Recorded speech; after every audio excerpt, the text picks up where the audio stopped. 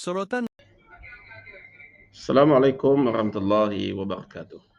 Salam sejahtera tuan-tuan. Kerajaan Perpaduan Malaysia Madani telah pun ditubuhkan lebih kurang 5 bulan. Dalam beberapa bulan lepas, kerajaan telah pun mengadakan retreat ataupun pemukiman untuk membincangkan tentang KPI setiap kementerian. Kita menyokong penuh pelaksanaan ataupun penetapan KPI untuk setiap kementerian ini supaya menteri-menteri ataupun kementerian itu ada tuju dan ada target masing-masing. Kita tahu KPI itu adalah Key Performance Indicator ataupun indikator untuk mengukur performance setiap kementerian ataupun menteri-menteri tersebut. Persoalannya sekarang rakyat tidak mengetahui ataupun tidak dimaklumkan tentang apakah KPI setiap menteri yang diletakkan ataupun yang disetting oleh Perdana Menteri. Adalah lebih baik saya cadangkan supaya KPI setiap menteri itu dimaklumkan kepada rakyat supaya rakyat boleh mengukur sama ada seseorang menteri itu berjaya mencapai KPI atau tidak. Kita tahu KPI itu mestilah ada angka, iaitu ada nilai supaya kita tahu sama ada KPI itu dicapai atau tidak. KPI itu mestilah spesifik, ada perkara yang hendak dicapai. Selepas itu mestilah ianya achievable, boleh dicapai. Kita tak boleh letak satu KPI yang unrealistic, yang tidak masuk akal. Memang tak boleh capai, tak boleh buat macam tu. Itu sebab kita kena ada spesifik, kena realistic, achievable.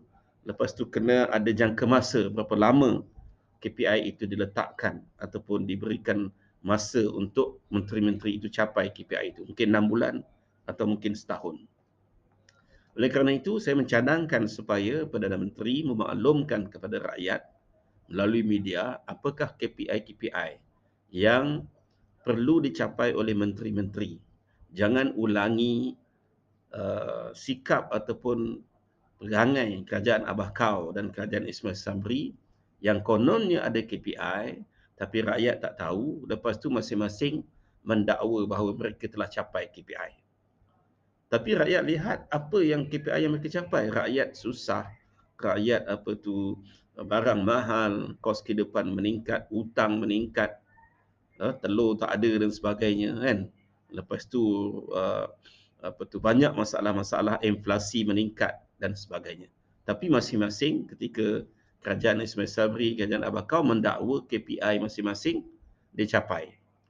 Agaknya mereka letakkan KPI itu sendiri, syok sendiri. Jadi masing-masing dakwa KPI dah capai. Ataupun agaknya KPI mereka itu apa?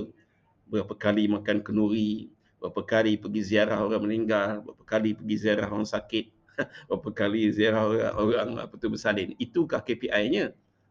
Kalau KPI itu memanglah capai. Sebab itulah KPI ahli-ahli Parlimen PAS. Jadi Datuk Seri Anwar dan Kerajaan Perpaduan jangan mengulangi kebodohan dan kebangangan kerajaan Abah Kau dan kerajaan Ismail Sabri yang syok sendiri menyatakan bahawa masing-masing telah capai KPI. Masuk bakul, angkat sendiri. Sedangkan rakyat tak tahu pun apa KPI yang mereka setting dan apa KPI, apa pencapaian mereka. Jadi saya sekali lagi tegaskan supaya Anwar memaklumkan kepada rakyat apakah KPI yang telah disetting kepada setiap menteri-menteri bila masa ianya nak dikira ataupun nak dinilai. Lepas tu bila penilaian itu dibuat, ianya harus telus, iaitu beritahu secara jujur apakah pencapaian kementerian-kementerian tersebut. Dan kita juga nak tahu apa tindakan yang akan dibuat oleh Anwar dan kerajaan Madani jika sekiranya ada menteri-menteri yang tidak mencapai KPI tersebut. Sama ada menteri ini dipecat, ditukar, akan ada reshuffle kabinet, ataupun menteri-menteri ini disuapkan dengan kementerian-kementerian ataupun diambil tindakan seperti diberikan training, briefing ataupun diberikan amaran, surat tunjuk sebab dan sebagainya. Kita tidak mahu kita dengar KPI ada, tetapi apa bentuk KPI, apa angkanya, apa nilainya dan bagaimana pencapaian menteri-menteri itu tidak dimaklumkan kepada rakyat. Yang dimaklumkan ialah menteri ini dah capai. Menteri dah capai KPI. Malah menteri itu sendiri berbangga, saya telah capai KPI saya. Tapi tak sebut pun secara detail. Jadi rakyat tidak nak kerajaan madani mengulangi kebodohan, kebangangan kerajaan terdahulu yang seolah-olah memperbodohkan rakyat. Jadi saya mohon, sekiranya ada menteri ke orang kuat menteri yang mendengar pandangan saya ini, supaya ianya difikirkan demi masa depan rakyat, demi masa depan negara. Dan kita tidak nak menteri yang tidur, menteri yang syok sendiri, menteri yang tak buat kerja, menteri yang tidak tahu hala tujuan objektif kementeriannya dan tujuan dia itu dilantik sebagai menteri. Sekian, selamat berpuasa. Assalamualaikum warahmatullahi wabarakatuh.